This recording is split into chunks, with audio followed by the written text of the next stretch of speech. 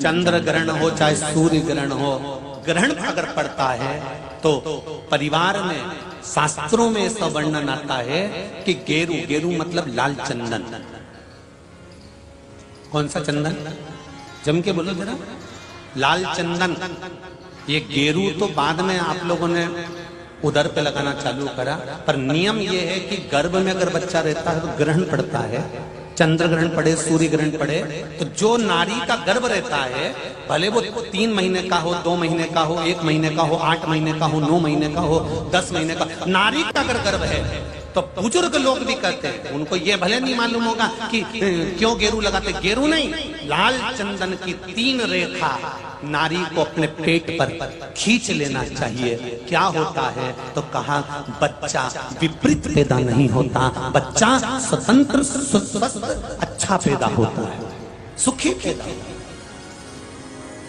आप में से कितनी माताएं जो जानती हैं इस बात को? हाथ उठाओ जरा। जानती है सब कि जब गर्भ में बच्चा रहता है तो माताएं कह देती, सास कह देती, बेटा थोड़ा गेरू लगा लेना, पेट में थोड़ा सा गेरू लगा ले, थोड़ी सी मिट्टी लगा ले, थोड़ा सा कुछ पेट पर लगा ले, क्योंकि ग्रहण पड़ रहा है। क्यों?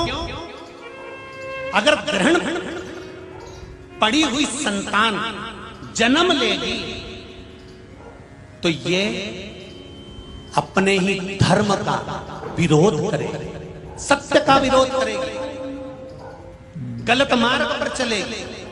और अगर शरीर पर एक त्रिपुंड लगा दिया गया, पेट पर ग्रहण के समय पर गेरू लगा दिया गया, लाल चंदन लगा दिया गया, तो जो बच्चा जन्म लेगा वो माता पिता के विरोध में कभी नहीं खड़ा हो सकता, धर्म के विरोध में कभी नहीं खड़ा हो सकता, सत्य सनातन धर्म के विरोध में कभी खड़ा नहीं हो सकता, हिंदू धर्म के विरोध में कभी खड़ा नहीं हो सकता, हमारे पक्ष में हमेशा बना रहेगा। सनातन धर्म का कुल में पैदा होकर, सनातनी होकर, हिंदू धर्म में पैदा होकर भी अगर कोई हिंदू धर्म का विरोध करता है तो समझ लेना कि यह ग्रहण की औलाद पैदा हुआ, ये साधारण नहीं है, ग्रहण से पैदा हुआ है। इसलिए सनातनियों का भी विरोध करने के लिए खड़ा। और आप सबसे निवेदन है, जब ग्रहण पड़े गर्भ पर, भले गेरू की 3 लाइन खींच लो, चाहे लाल चंदन की 3 लाइन खींच लो, पर अपने गर्भ पर गेरू लगाना जरूरी होता है, क्योंकि बच्चा अपने माता पिता की भी नहीं सुनता अगर ग्रहण का भाव उस बच्चे पर पड़ जाए। अगर माता पिता को अपनी सेवा करवाना है तो गर्भस्थ बालक को जब ग्रहण पड़े तो शरीर पर थोड़ा सा त्रिपुंड लगा लेना चाहिए। क्यों? क्योंकि बुजुर्ग माँ बाप की जिंदगी खराब नहीं हो। कई बेटे ऐसे होते हैं माता पिता को नहीं गिनते, कई बेटे ऐसे होते हैं माँ बाप को 2 रोटी नहीं देते, वृद्धाश्रम में छोड़ आते हैं। समझ लो कि ये ग्रहण के पैदा हुए, ये नहीं।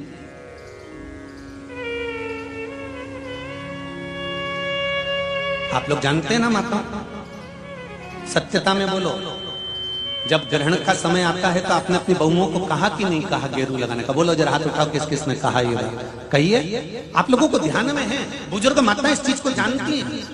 रखिए, बुजुर्ग लोग इस बात को जानते हैं कि गर्भस्थ अगर बच्चा है और ग्रहण पड़ रहा हो और त्रिपुंड लगा लेना चाहिए। एक प्रश्न खड़ा हुआ था, गुरुजी गर्भ में जब बच्चा रहता है तो गर्भवती नारी को, वो प्रश्न कल का था, समय हो गया था इसलिए हम बता नहीं पाए, गर्भवती नारी को शंकर भगवान का पूजन गर्भवती नारी को कब तक करना चाहिए? गर्भ में अगर बच्चा रहता है तो गर्भवती नारी को शिव जी के शिवलिंग की पूजन कब तक करना चाहिए? पहले तो ये बताओ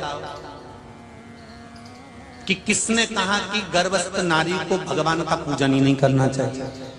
पहले तो उसको ढूंढ के लाओ कि भैरू है कहां वो, उसको पकड़ो, कालिए को जा मिल जाए, और उससे पूछो कि हमारे शास्त्र में, हमारे धर्म में, हमारे पुराणों में तुम कितनी पुराण उठाओगे? 18 पुराण, 6 शास्त्र, 4 वेद, कौन से उठाकर लाना चाहते हो? कितने उपनिषद उठाओगे? सारे संहिताओं को उठाकर ले आइए, सारे पुराणों को उठाकर ले आइए, सारे शास्त्रों को उठाकर ले आइए। और अगर आपके पास में नहीं है तो सीहोर में आइए, कुबेरेश्वर धाम के लाइब्रेरी में बैठकर एक एक पुराण का अध्ययन कर कर जाइए, एक एक संहिता का अध्ययन कर कर जाइए, एक एक शास्त्र का अध्ययन कर कर जाइए। वहां सारी किताबें मिल जाएंगी आप पढ़ो। और कौन सी पुराण में लिखा है हमको भी छाट कर बताओ कि गर्भवती नारी को शंकर का भजन नहीं करना चाहिए, गर्भवती नारी को शिव जी को नहीं छूना चाहिए। कहां लिखा है? यहां तो शिव महापुराण की कथा कहती है कि गर्भवती नारी जब भगवान शंकर को एक लोटा पानी चढ़ाती है तो उसका बच्चे का बाल बांका नहीं हो सकता, बच्चा पूर्ण पैदा होता है, अस्वस्थ नहीं हो सकता, स्वस्थ होता।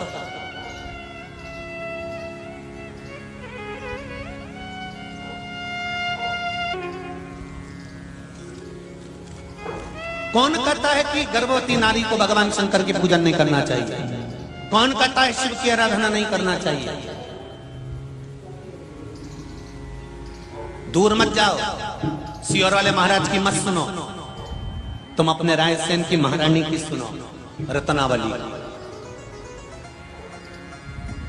क्या कहती है वो? जिस समय पर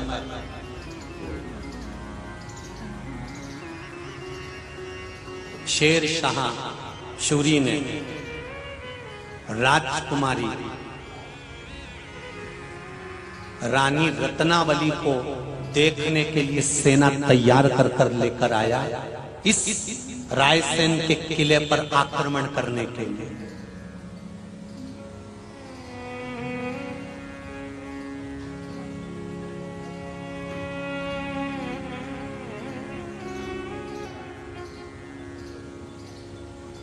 कि पूरनमल राजा की धर्मपत्नी रत्नावली का चरित्र इतिहासों में मिलेगा और शिव भक्त है वो। अगर मुझे मालूम होता तो रायसेन की इस पावन धरा पर मैं त्रिपुंड शिव महापुराण कथा नहीं करता, राजा पूरनमल और रत्नावली शिव महापुराण कथा कर कर जाता। मुझे मालूम नहीं था। जैसे इंदौर की धरा पर माहिल्या शिव महापुराण की कथा करी या पूरनमल रत्नावली की कथा कर कर जाता।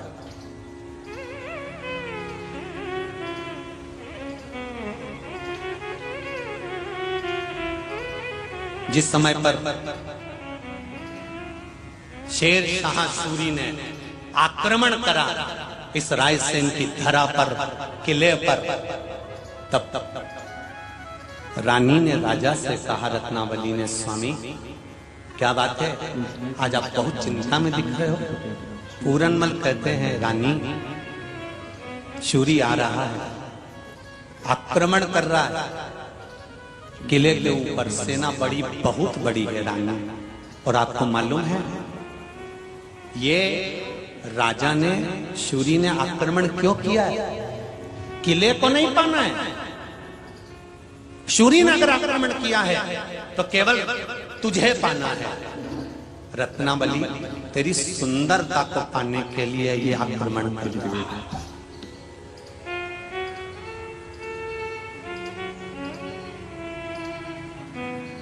अरे रायसेन वालों, तुम्हें तो गौरव से सीना तान कर चलना चाहिए कि तुम्हारे नगर की राजमाता राजकुमारी रत्नावली रानी अपने पति के हाथ में कटार देती है और कटार में सिंदूर भर देती है।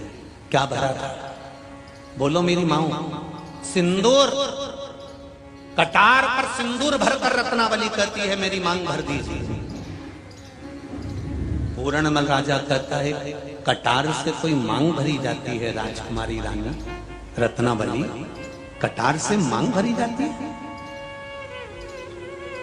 रत्नावली कहती है, मैंने सुना है शिव उदार है, मनुष्य जिंदा रहता है तब भी शंकर उसके साथ रहता है, और मनुष्य मर जाता है तो शंकर के पास चले जाता है। रत्नावली कहती है, जिंदा हूं तब तक तुम्हारी हूं, मरने के बाद तो मेरे शंकर और कंकर की हो जाऊंगी ना। ये मांग आज इस कटार से, इस तलवार से मेरी सिंदूर मेरी मांग में भर दीजिए और मेरा कहना मान लीजिए। शूरी आक्रमण करे इस किले पर, उससे पहले मेरी गर्दन काट दीजिए। मांग भरने के बाद मेरी गर्दन काटना। और इतिहास गवाह है इस किले का कि पूरनमल राजा ने अपनी धर्म पत्नी की मांग भरी सिंदूर तलवार से, और उस तलवार से अपनी पत्नी का जब सिर काट रहा था तो कहते हैं एक कंकर में से भी पानी बह निकला था। वो कंकर कोई दूसरा नहीं था, मेरा देवाधिदेव महादेव शंकर का, कोई दूसरा नहीं था। रत्नावली का सिर कट गया, सूरी को क्रोध आ गया, सेना लेकर चढ़ गया किले के ऊपर, और राजा की 3 रानियां और थी, उनको पकड़ना चाहा। दुनिया के लोग मारवाड़ की पद्मावती को याद करते हैं कि वो शोहर कर गई थी, पर मालवा की 3-3 रानियां 600 रानियों के साथ में इसी किले के अंदर आग लगाकर अपने शरीर का बलिदान दे गई थी। ये वो किला है, साधारण है महाराज।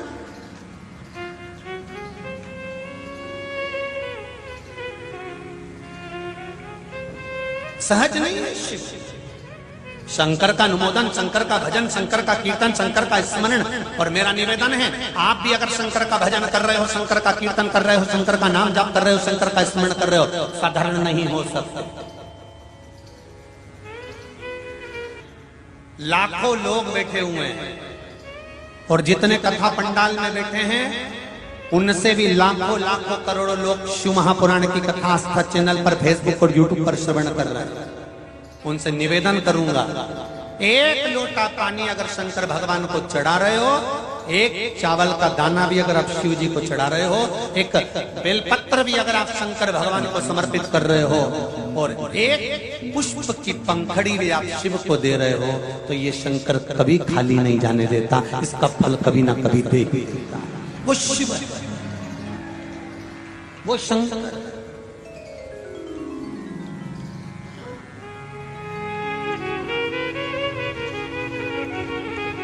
हाँ, शंकर के अनुकूल चढ़ो, शंकर से विपरीत नहीं चलना चाहिए।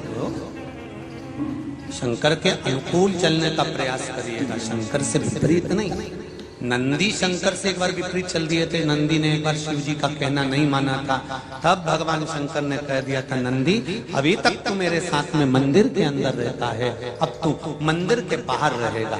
एक बार नंदी ने कहना नहीं माना था तो शंकर जी के मंदिर के बाहर नंदी हो गया, अंदर नहीं रहा। उसी तरह आप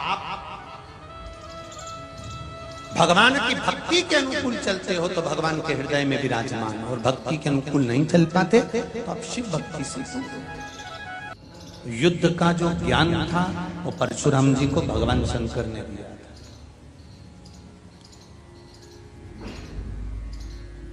अब जरा विचार करिएगा जरा शिव महापुराण की पावन चरित्र पर, कि परशुराम अवतार भगवान नारायण का 6ठा अवतार, अर्थात भगवान विष्णु, भगवान नारायण युद्ध का अगर कौशल सीखने आया,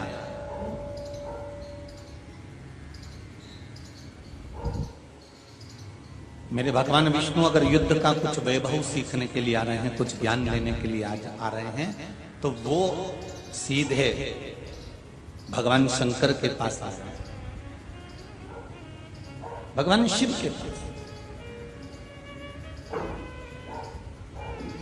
तो भगवान शंकर ने परशुराम जी को बहुत ज्ञान दिया। ऐसी कोई विद्या नहीं थी जो परशुराम जी को नहीं सिखाई, प्रत्येक ज्ञान परशुराम जी को दिया गया।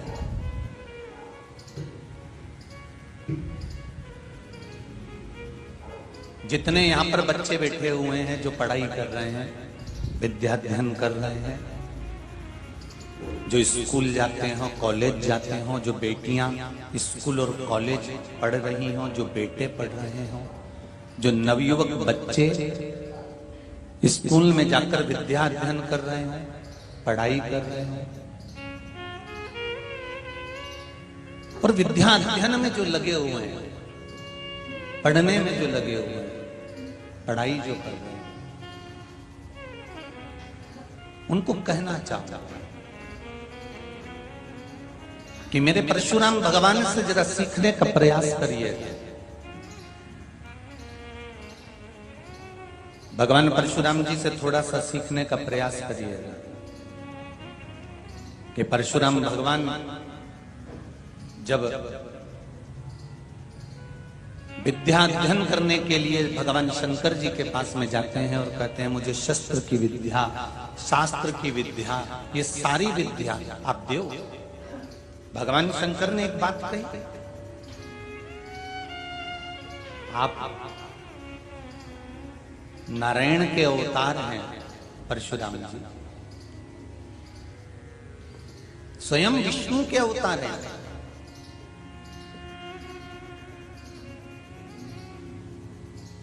साधारण नहीं है आप स्वयं नारायण के अवतार, स्वयं भगवान विष्णु के अवतार हैं। और भगवान विष्णु के अवतार होकर आप मुझसे कह रहे हैं कि मैं आपको शस्त्र की विद्या दूं, मैं आपको शास्त्र की विद्या दूं।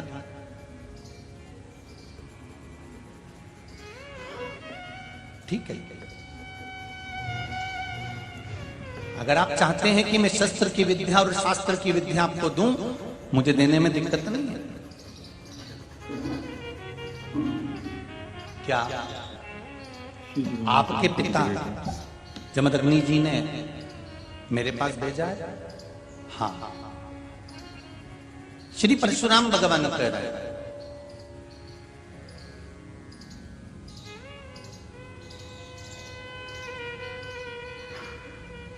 कि जमदग्नि जी ने, मेरे पिताजी ने आपके पास में भेजा है।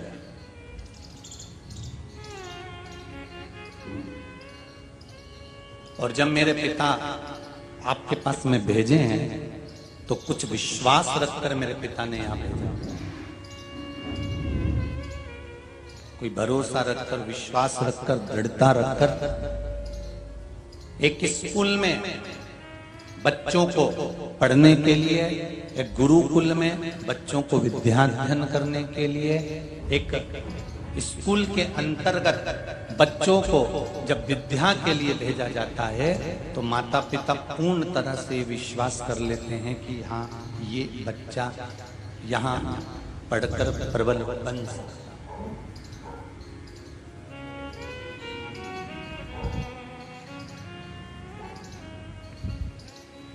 ये बच्चा यहां पढ़कर प्रबल बन सकता।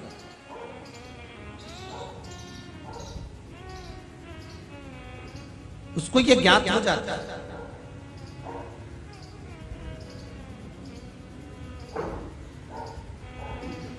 तो परशुराम जी से पूछा गया क्या आपके पिताजी ने भेजा है? हाँ, मेरे पिताजी ने भेजा। ठीक है, भगवान परशुराम जी को भगवान शंकर ने सारी विद्या सिखा दी और सब शस्त्र चलाना सिखा दिए। परशुराम जी ने सहस्त्र बाहु को भी समाप्त कर दिया, सब कुछ हो गया। अब परशुराम भगवान वापिस भगवान शंकर के पास है।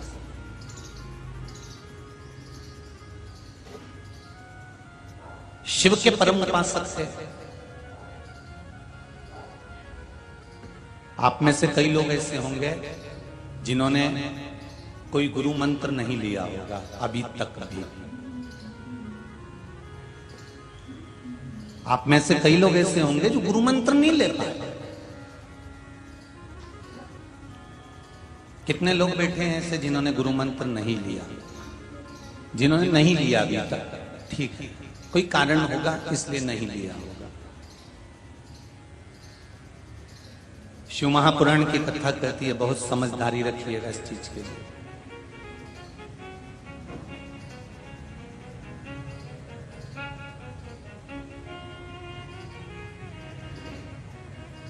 जिसका कोई गुरु नहीं होता, संसार सागर में आने के बाद लोग सोचते हैं कि हम किसको गुरु बनाएं। आज का जमाना बड़ा विचित्र है, किसको गुरु मंत्र लें, किससे कहें। जब कोई गुरु नहीं मिलता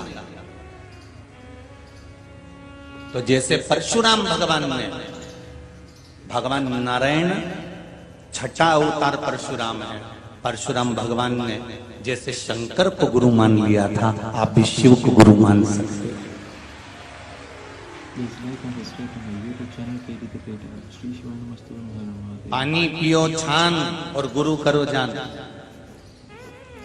50 बार विचार करना तब जाके कोई गुरु मंत्र लेना, और विचार कर लेना कि ये गुरु जी हमको तार सकता है कि मार सकता है। विचार करिए, नहीं तो आज का जमाना गुरु फिरे बाजार में, गुरु फिरे बाजार में, हमसे दीक्षा ले, नरक पड़ो चाहे स्वर्ग जाओ, पर लिफाफा हम ही को दे।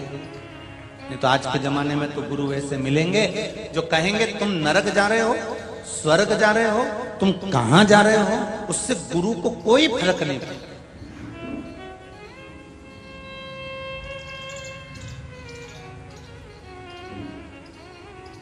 उसको तो केवल एक मतलब है कि तुम धन क्या दे रहे हो, तुम संपदा क्या दे रहे हो।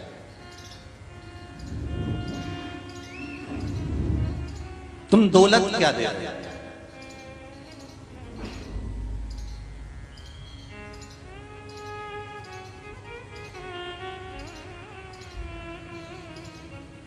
बहुत ध्यान देना एक कथा में। राम जी के मंदिर जाओगे तो हो सकता है कोई पूछ सकता है कि तुम भगवान राम को काय का भोग लेकर आए। कृष्ण मंदिर जाओगे तो हो सकता है कोई पूछ सकता हो कि आप भगवान कृष्ण को काय का भोग लेकर आए। देवी के मंदिर जाओगे तो हो सकता है कोई पूछ सकता है कि तुम सुहाग सामग्री लाए कि नहीं लाए। केवल 33 कोटि देवता में एक देव अधिदेव महादेव एक ऐसे होते हैं जहां पर यह पूछा नहीं जाता कि तुम क्या लेकर आए हो, क्योंकि यहाँ तो शिव पुराण कहती है कि चढ़ी हुई बेलपत्र भी धोकर चढ़ा सकते हो, तो लाने की जरूरत ही क्या है। गुरु को यह मतलब नहीं होता कि तुम्हारे पास में कितनी संपदा है, गुरु को यह मतलब नहीं होता कि तुम्हारे पास में दौलत कितनी है, गुरु को यह मतलब नहीं होता कि तुम्हारे पास में वैभव कितना है, तुम्हारी सत्ता कितनी है, तुम किस अहदे पर बैठे हो, तुम किस पद पर बैठे हो, तुम्हारी कितनी फैक्ट्रियां चल रही हैं, तुम्हारी कितनी दुकानें चल रही हैं, तुम्हारे कितने मकान हैं, तुम्हारे पास में कितनी जमीन, कितनी जायदाद, कितनी दौलत, कितनी संपदा है, तुम किस पद पर बैठे हो। गुरु को इससे मतलब नहीं होता। गुरु को तो एक मतलब होता है कि मैंने तुझे गुरु मंत्र दिया है तो तू भजन कितना कर रहा है, क्योंकि डिग्री यहां देखी जाती है, वहां तो भजन ही देखा जाता है, स्मरण ही देखा जाता है। वहां आपकी डिग्री नहीं देखी जाएगी, यहाँ तो वहां केवल आपका कीर्तन, भजन, स्मरण, मंत्र जाप, नाम जाप जो आप कर रहे हैं इस पंडाल में बैठकर और आस्था चैनल के माध्यम से, फेसबुक यूट्यूब के माध्यम से, अपने घर पर बैठकर या पंडाल में बैठकर जो भगवत नाम ले रहे हैं, वहां वो देखा जाए।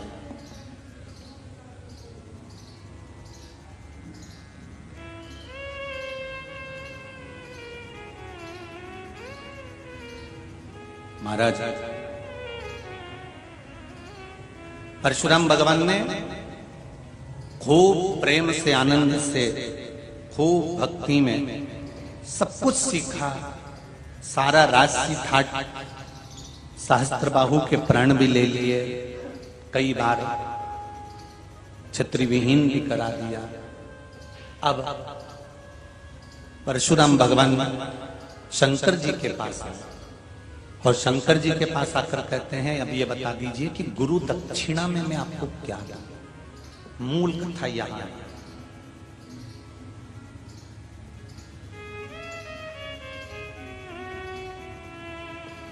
गुरु दक्षिणा में मैं आपको क्या दूं। Please like and subscribe to my YouTube channel KD the Creator. Shri शिवाय नमस्ते ओम हर महादेव। हम क्या दे दें भगवान को कि भगवान खुश हो जाए। बोलो री जी और रायसेन वाली जितने लोग बैठे हैं भाई बंधु, वो भी बताओ कि भगवान को हम क्या दें कि भगवान खुश हो जाए। दौलत दे दें, अच्छे कपड़े दे दें, भगवान को 56 भोग दे दें, क्या करेंगे।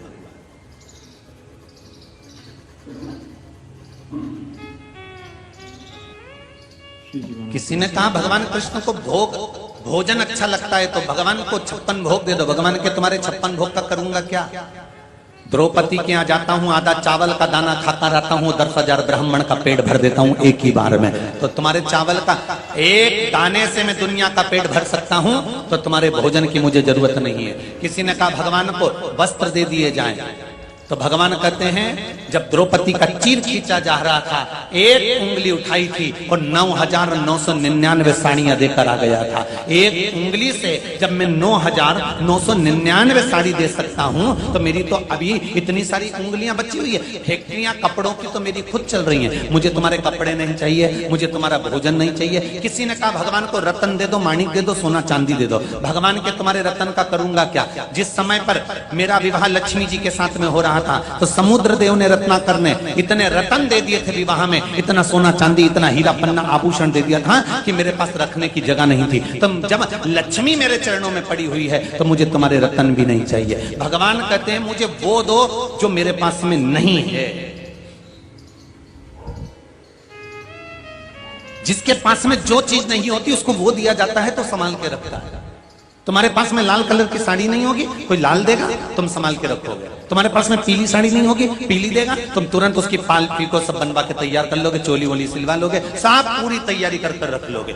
जैसे जिस कलर का वस्त्र तुम्हारे पास में नहीं है वो अगर किसी ने दिया तो तुमने संभाल के रखा, और वस्त्र देने वाले ने दिया और तुम्हारे पास में वो वस्त्र पहले से था, लाल कलर पहले से था, पीला कलर पहले से था, तो तुमने देखा अच्छी है तो बहू को दे दी, और अच्छी है बेटी को दे दी। अगर वो साड़ी थोड़ी भी गड़बड़ है तो तुमने भागवत जी पे चढ़ा दिया। क्योंकि जो चीज काम की नहीं होती वो भगवान को चढ़ाई जाती है। जो सिक्का कहीं नहीं चढ़े, जो नोट फट गया, गल गया, सड़ गया, जो कहीं नहीं चलेगा वो आरती में चढ़ेगा।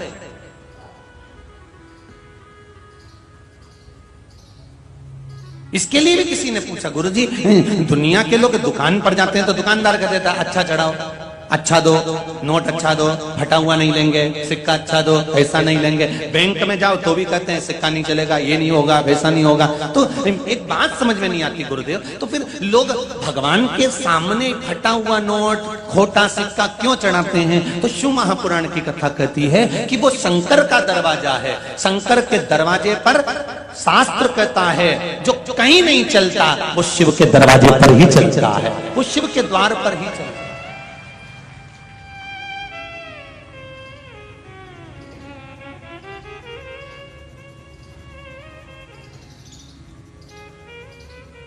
सारे खोटे ही चलते हैं। तुम अंदाजा लगा लो, भगवान विष्णु ने भगवान नारायण की जब शादी हुई, भगवान कृष्ण की जब शादी हुई, आप लोग तो कथा सुने हो ना, सब लोग भागवत रामायण गीता सब सुनिए। तुम लोग बताओ कि भगवान राम की शादी में कितने भूत गए थे, कितनी चुड़ैलन गई थी? बोलो जरा जम के बोलो। भगवान विष्णु की शादी में कोई भूत प्रेत गए थे? भगवान कृष्ण की शादी में कोई भूत प्रेत गए थे? नहीं। केवल एक ही शादी थी 33 कोटि देवताओं में देव अधिदेव महादेव की शादी, जिसमें सबसे पहला निमंत्रण रायसेनी भेजा था। यही भेजा था सबसे पहला निमंत्रण गया था।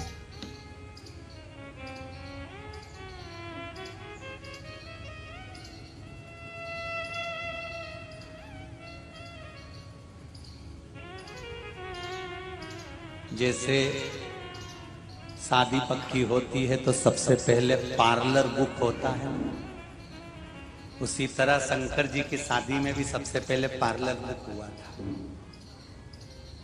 और वो पार्लर कोई दूसरा नहीं था, संसार।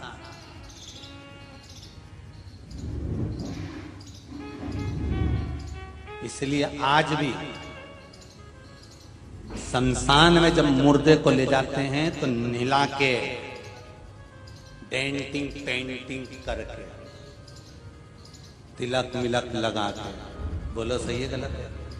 महावूर मेहंदी सब लगा के, चूड़ी मूड़ी पिड़ा के, लाल चुंदड़ी ओढ़ा के, और पुरुष मरे तो फेटा मेटा जोरदार टोपी मोपी तिलक वगैरह तुलसी की माला जनेऊ सब धारण कर खुदा के कंठी मंठी पिना के फिर शमशान ले जाया जाता है। क्यों? क्योंकि कहीं पर भी जाओ थोड़ा सज धज के शिव के द्वार जाओ। शमशान भगवान शंकर जहां श्रृंगार कर रहे हैं वो कोई साधारण भूमि हो?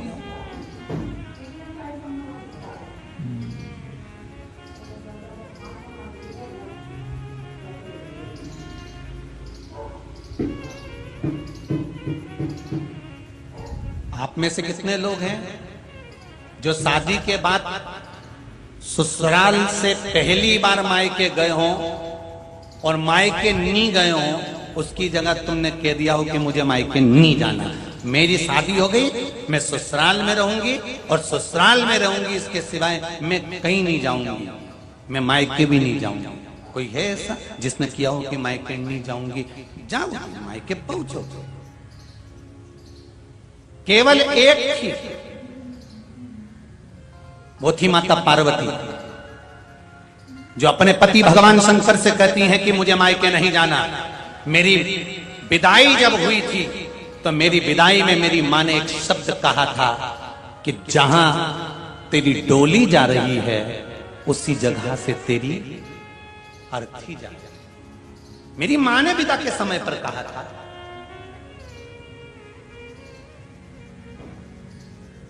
स्वामी आप कहां लेकर जा रहे हो मुझे? भगवान शंकर ने कहा तेरे मायके छोड़ने के लिए जा रहा हूं, बहुत दिन हो गए, चल घूम आना। मुझे मायके नहीं जाना, फिर मुझे तो वहां जाना है जहां आखिरी में लोग जाते हैं। शंकर भगवान ने कहा कहां? पार्वती जी बोली शमशान। शमशान? हाँ।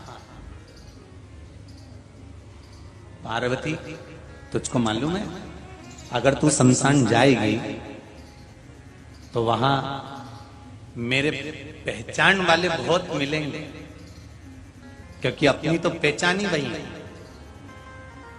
और मैं जैसे ही जाऊंगा ना और डमरू बजाया, डमरू बजाते से ही सारे शमशान के इकट्ठे होकर कहते हैं हम आपकी शादी में गए थे, हमको पेट भर के भोजन नहीं मिला था तो पार्टी दो।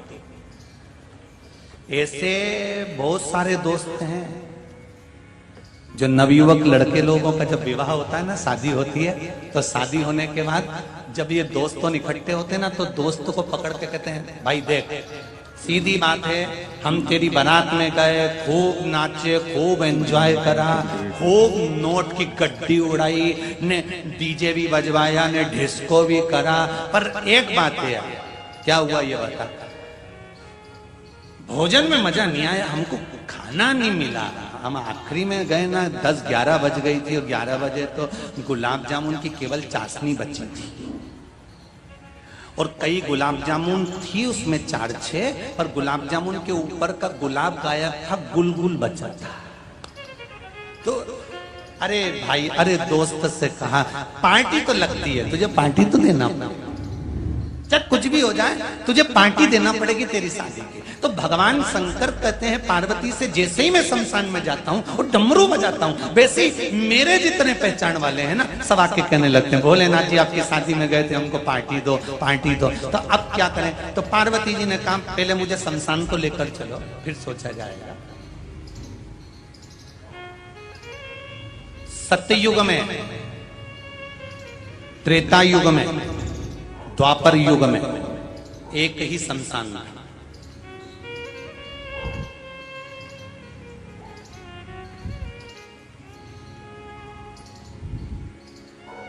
वो कौन सा शमशान था?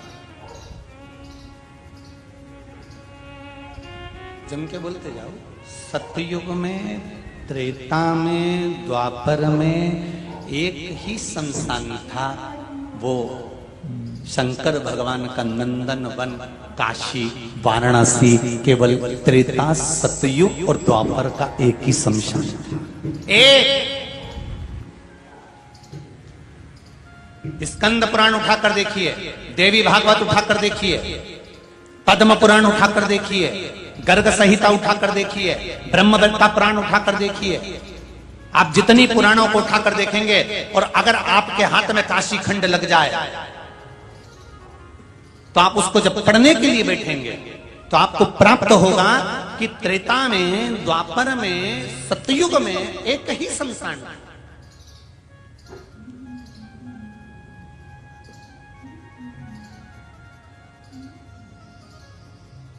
शिव जी कहते हैं मैं तुझे लेकर चलता हूं, मां मेरे पहचान वाले मिल जाएंगे और चिल्लाएंगे भोजन के लिए, क्या करेगी?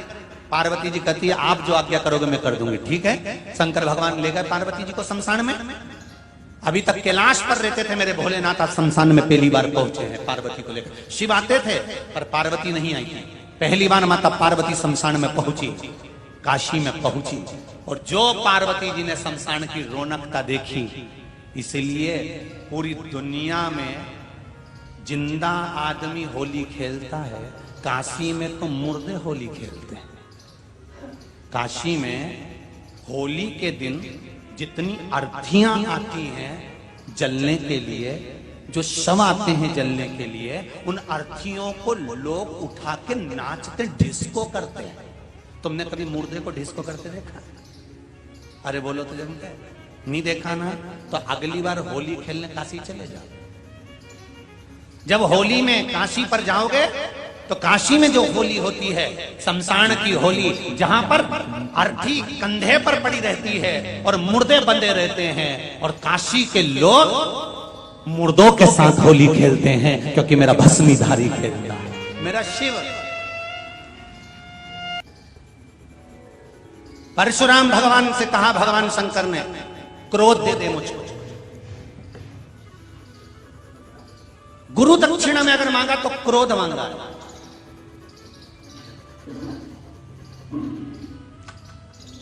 गुरु दक्षिणा में अगर कुछ प्राप्त कर रहे हैं तो तेरा क्रोध दे दो। और आपसे निवेदन है शंकर जी के मंदिर में जाना तो दे देना। क्या? अपना अहंकार, अपना क्रोध, अपना अहम। क्योंकि मनुष्य के पास खुद का कुछ भी नहीं है, केवल खुद का अहंकार है। वो शिव को दे दो शंकर भगवान।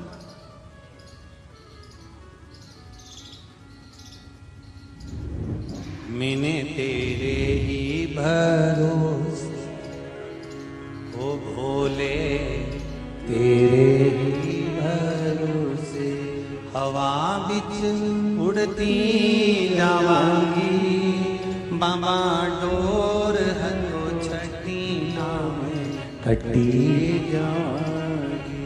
ये शिव को सौंप दो।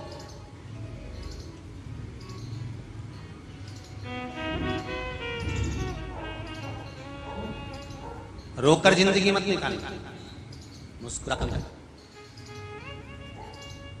हंसना हर कोई नहीं सिखाएगा, रोना सब सिखा देंगे कि रो।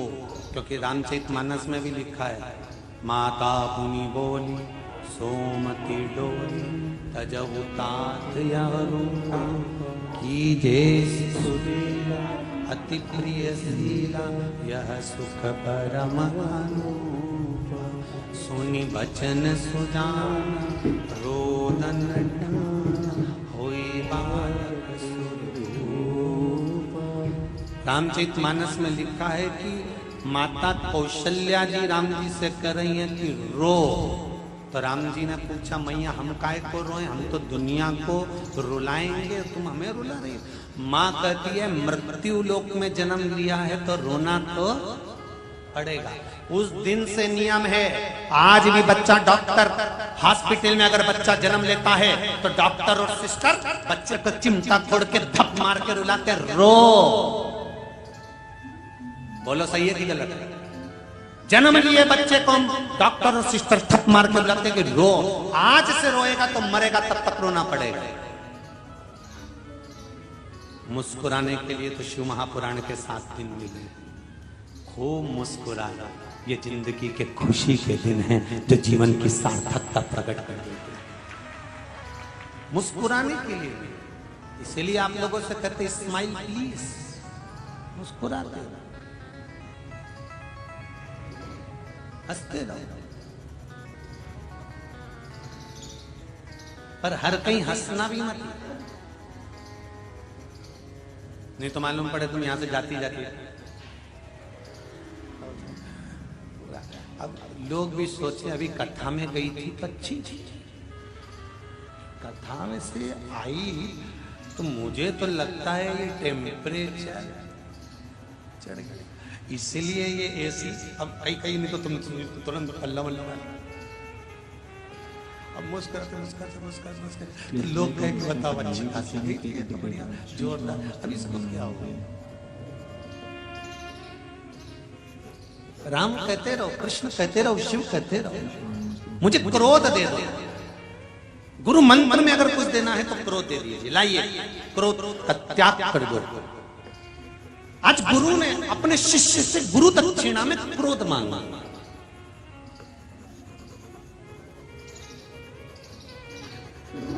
देव देगा तुरंत। श्री शिवानमस्तकम केटी द ग्रेट आर्ट्स।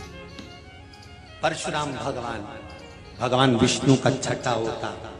शंकर भगवान से कहते हैं जो आज्ञा गुरु की, आज से मैं क्रोध का त्याग करता हूं। अब मुझे ये बताओ कि ये धनुष, ये फरसा कहां लेते हैं?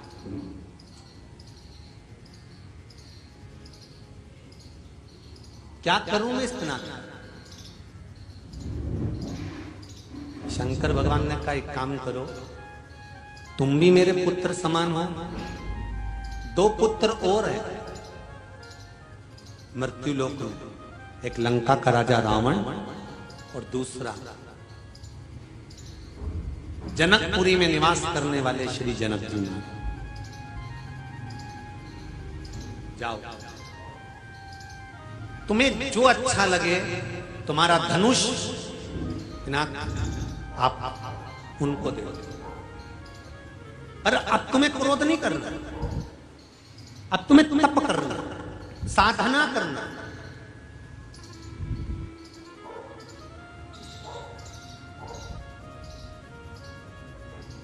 मुझे कब तक रहना पड़ेगा इस मृत्यु लोक में? परशुराम जी का शब्द है अपने गुरु जी से, शंकर भगवान से, इस मृत्यु लोक में मुझे कब तक रहना है?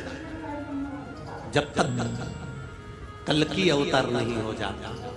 आप अपना भरसा, धनुष तो आप दे दोगे, इन दो में से किसी एक को भरसा, कल की अवतार जब होगा तब तुम्हें देना है।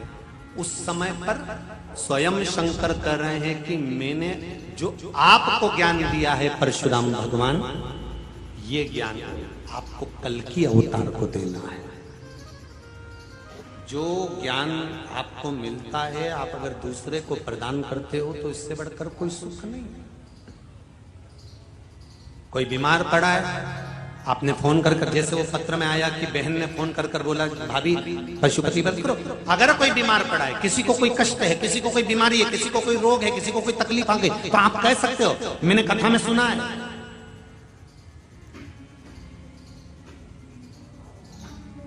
कथा निकालो वो वाली और उस कथा को सुनो। इसलिए प्रत्येक कथा का नाम लेकर वास्ते कि ये त्रिपुंड शिव महापुराण की कथा है। आप अगर मोबाइल पर निकालेंगे तो आपको आ जाएगी कि त्रिपुंड शिव महापुराण कथा में छठे दिन, पांचवें दिन ये बात कही थी, चौथे दिन ये बात कही थी, तीसरे दिन ये बात कही थी। आप निकाल सकते।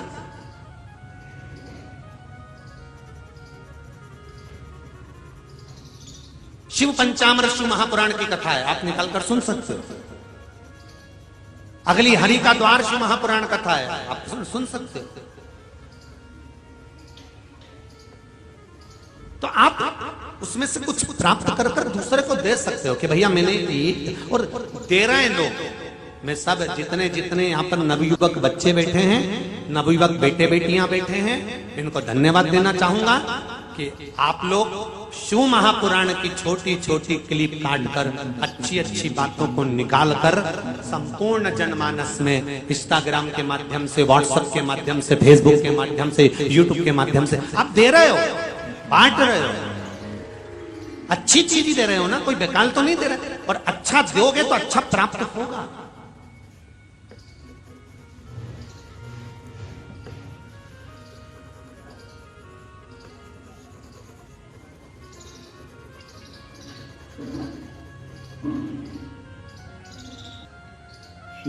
अपने भक्त को भगवान अपने धाम लेकर चले जाता, उसको छोड़ता नहीं ज्यादा समय। उसका उपासक है, उसकी भक्ति में डूबने वाला है, गलत काम नहीं करता, वो हमेशा श्रेष्ठ करता, तो उसको सड़ाता नहीं है मृत्यु लोक में, तड़पाएगा नहीं मृत्यु लोक में, तुरंत लेकर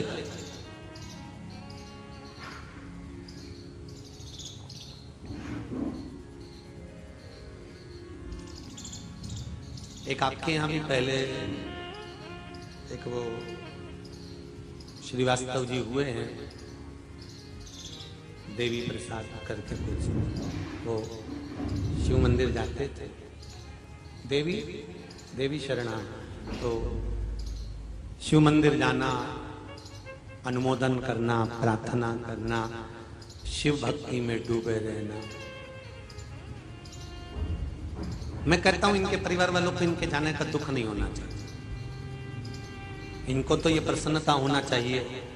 जाना तो सबको है, कोई आगे जाएगा कोई पीछे जाएगा, प्रसन्नता इस बात की होना चाहिए कि जो शंकर की आराधना करते करते चले जाता है उसका फिर संसार में जन्म नहीं होता, वो शिव का हो जाता है, शिव के पास।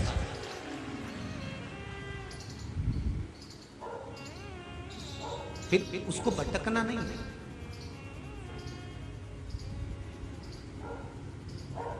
मेरे भोले तेरी नौकरी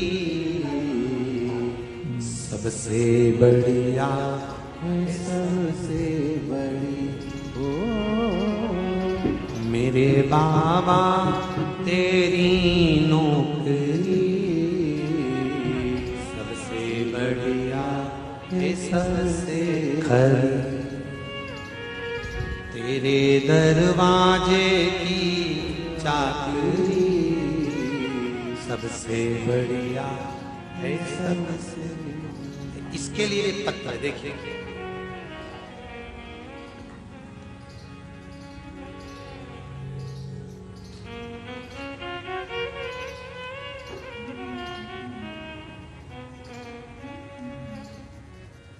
ओम प्रकाश जी सोनी राव इंदौर से, कहीं बैठे हो तो हाथ उठाइएगा, खड़े हो जाइएगा,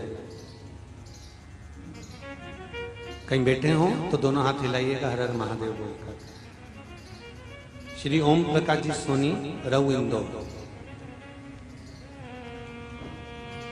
आपने लिखा है, गुरुदेव मैं ओम प्रकाश सोनी राव इंदौर निवासी शिव की महिमा का बखान आपसे बतलाना चाहता हूं। नवंबर महीने में 2021 में मेरे पिताजी गांव से आए रऊ और मुझसे पूछने लगे यहाँ पर आसपास में शिव जी का कोई मंदिर है, तो मैंने कहा है, तो कहने लगे रोज मंदिर दीपक लगाया करो। तो मैं मंदिर जाना शुरू किया तो मैंने देखा कि वहां पर शाम को मंदिर में लाइट नहीं थी, लाइट नहीं जलाते थे, अंधेरा था। पड़ोस के घर से लाइट की डोरी आई थी। मैंने पूछा लाइट क्यों नहीं जलाते हो आप? तो कहने लगे जिन्होंने मंदिर बनवाया उनकी कोरोना में मृत्यु हो गई, देहांत हो गया। पति पत्नी का दोनों का ही देहांत हो गया। हम भी नाराज हैं भगवान से, भगवान ने अच्छा नहीं किया यहाँ पर, इसलिए हम लाइट नहीं जलाते। तब मैंने कहा ये अच्छी बात नहीं है, लाइट तो जलाना चाहिए। उन्होंने मेरे कहने पर जिन लोगों को मंदिर बनाया था उनके बच्चों को कहकर लाइट चालू करवाई। गुरुदेव जिन्होंने मंदिर बनवाया था वो पूरा परिवार माता पिता के जाने के बाद कर्जे में लदालूम हो गए थे। इतना कर्जा हो गया था कि जिस मकान में रह रहे थे वो मकान भी गिरवे रखा हुआ था, वो भी जा रहा था।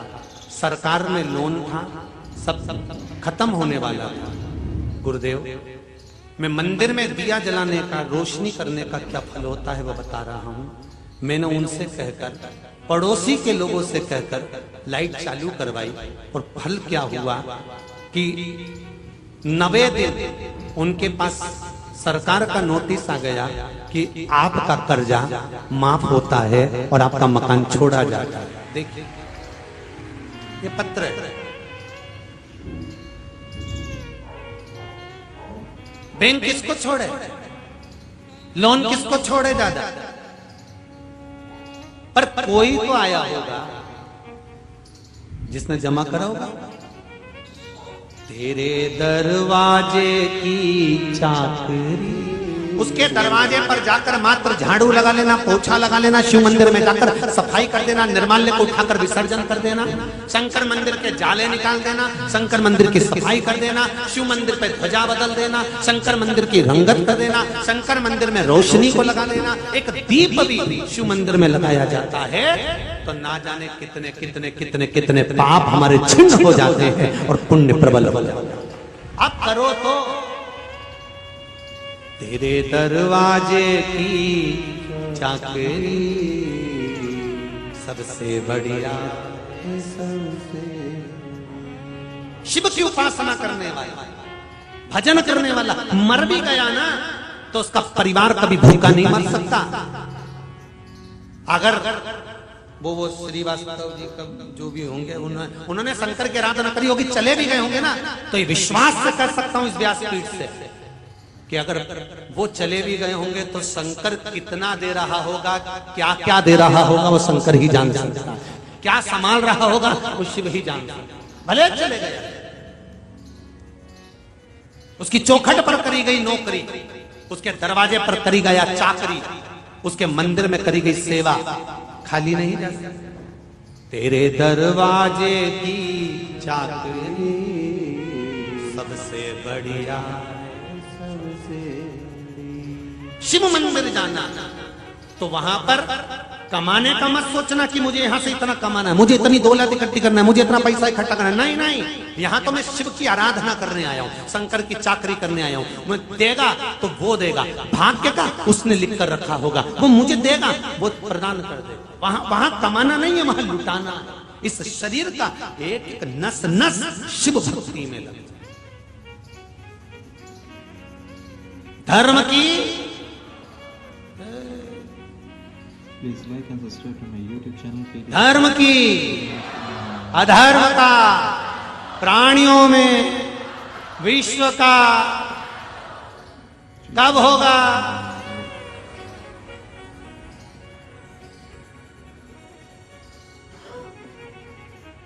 चिल्लाने से हो जाएगा? तुरंत कह दिया कल्याण, कल्याण हो जाए, पर वो कल्याण कब होगा जो होना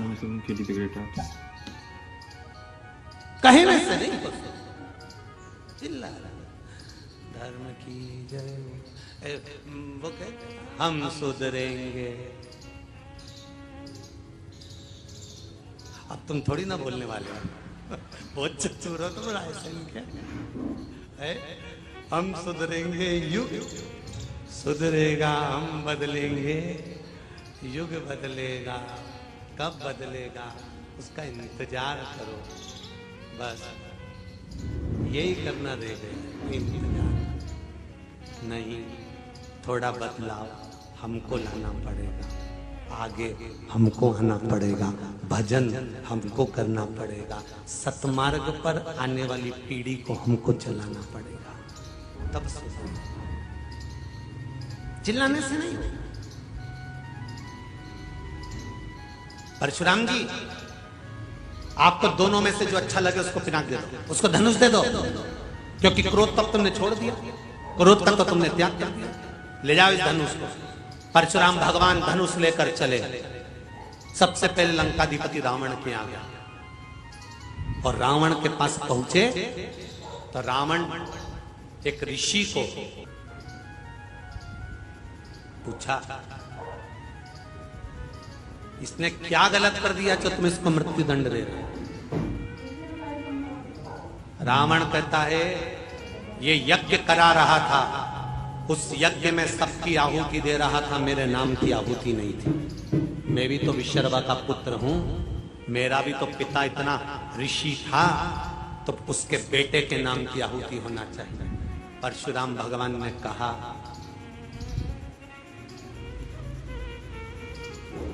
पैदा भले तुम ब्राह्मण की कोख से हो गए, पर कर्म तुम्हारा ब्राह्मण का नहीं हो पाया, तो तुम्हारी आहुति देगा कौन?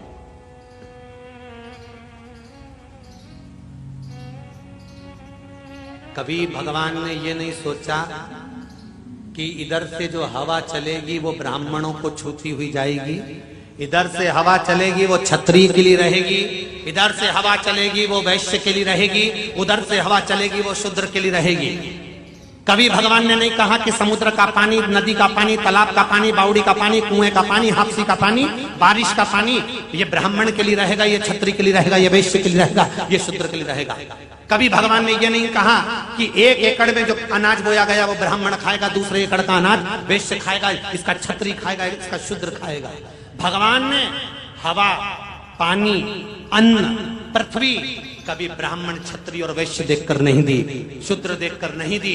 भगवान के ये सब भगवान के जन्म दिए हुए हैं। भगवान कहता है मेरे लिए सब बराबर हैं, सबका है, सब प्रयोग। हवा केवल ब्राह्मण, क्षत्रिय और वैश्य, शूद्र के किसी एक वर्ण की नहीं है। हवा सबके लिए, जल सबके लिए है, वायु सबके लिए है, अन्न सबके लिए है। सूर्य की किरणें ब्राह्मण पर या क्षत्रिय पर या वैश्य पर या शूद्र पर ज्यादा नहीं पड़ेगी कि शूद्र पर ज्यादा पड़ेगी, कि वैश्य पर ज्यादा पड़ेगी, कि ब्राह्मण पर ज्यादा पड़ेगी, कि क्षत्रिय पर ज्यादा पड़ेगी। सूर्य की किरणें बराबर का किरण फैलाती है। जिसको लेना हो ले, जिसको आना हो आओ, जिसको प्रकाश, वो बराबर का प्रकाश दे रही है। ये तो विभाजन हमने कर दिया, राष्ट्र को हमने तोड़ दिया कि ये बड़ा है, वो छोटा है, वो कमजोर है, वो भारी है। नहीं तो मृत्यु लोक में पैदा होने वाला ब्राह्मण, क्षत्रिय और वैश्य और शूद्र ये सब बाद में हुए हैं। भारत की भूमि पर जन्म लेने वाला सबसे पहले सनातनी हुआ है, उसके सिवाय कुछ नहीं हुआ। सबसे पहले सनातनी पैदा हुआ। ये वर्ण का विभाजन हमने कर दिया। भगवान नहीं करता कभी भी कि जल मेरा है, कि पानी मेरा है, कि वायु मेरी है, कि आकाश मेरा है, कि पताल मेरा है। भगवान कहता सर सबके लिए, जिसको ग्रहण करना है उसके लिए। शिव महापुराण किसके लिए है? शंकर भगवान की कथा। कोई कह दे ये करोड़पति कराएंगे, धनपति कराएंगे, वैभवपति कराएंगे। कौन करा रहा है शिव कथा?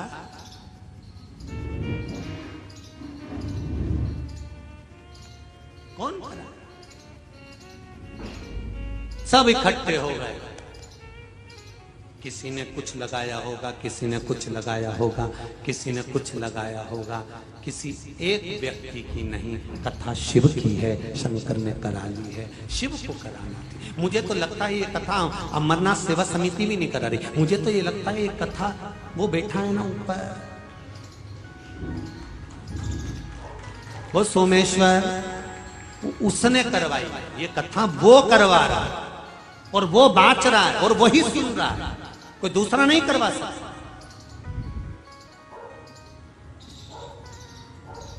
कराई उसने।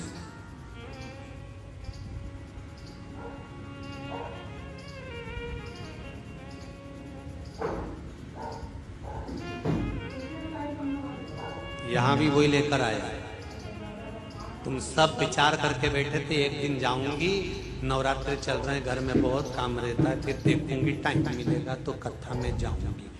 दूसरे दिन जैसे ही 1 बजी ना तो अंदर से हिलोरे आने लगे, चली जा। वो हिलोरे कोई दूसरे ने नहीं दिए, वो मेरे ओघड़दानी है ना शंकर जी, वो पास में आके बोलता रहा क्या कर रही है? हरियो कमला चली जा जा जा। ओ बिमला, ओ भेरू, दुकान कब तक चलाएगा? चले जा जा, जरा शटर नीचे गिरा और पहुंच जा। और आज वास्तव में इतने सारे भेरू आए, ढेर